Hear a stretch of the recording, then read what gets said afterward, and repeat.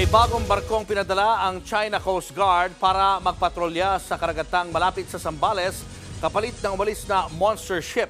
Binuntutan din niya ng barko ng Philippine Coast Guard pero sila naman ang inikutan ng helicopter ng Chinese Navy.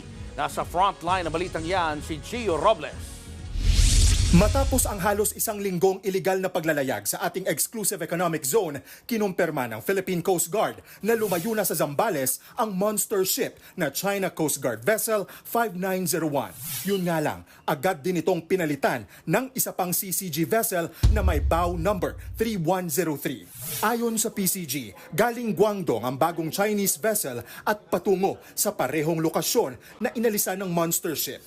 Gamit ang satellite-based na dark detection system ng Canada, huling namataan ang CCG 3103, 60 nautical miles mula sa Pandakit, Zambales, bandang alas 3 ng hapon kanina.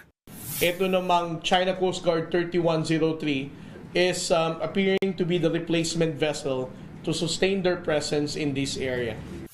Ang BRP Cabra naman itutuloy pa rin ang pagbuntot sa bagong pinadalang barko ng China. Pero ayon sa Coast Guard, papalitan din ito ng mas malaking BRP Teresa Magbanwa.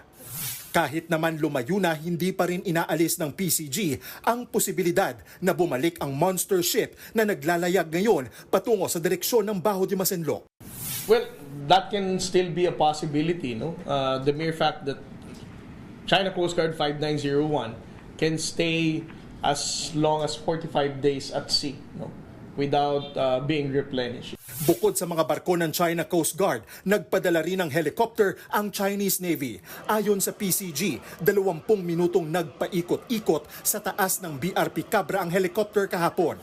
Una nang sinabi ng National Security Council at Coast Guard na iligal ang panghihimasok ng China sa EEZ ng Pilipinas. Pero giit ng Chinese Embassy na legal ang pagpapatrolya nila malapit sa ating karagatan. Sa kabila nito, kampante naman ng PCG na walang epekto sa mga Pilipinong mangingisda ang paninindak ng mga barko ng China. Nagbabalita mula sa Frontline, Gio Robles, News 5. Mga kapatid, Julius Babaw po. Iba na ang may alam at may pakialam sa panahon ngayon.